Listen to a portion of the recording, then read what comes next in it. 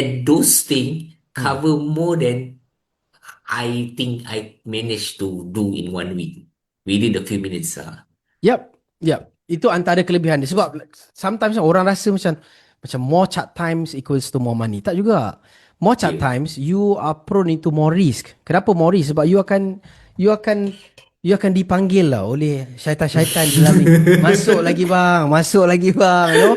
Abang Betul. boleh lagi bang, satu setup lagi boleh. So bila you sombong macam tu, bila you have this mindset of sombong kan, maksudnya tak, aku dah hit, aku punya profit. Okay, dah cukup lah.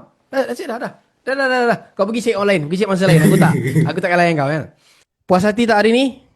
Very puas. Berapa bintang you kasih hari ni?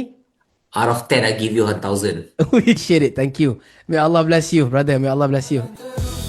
Walau dunia coba hentikan jalan terus, walau ribu datang halang.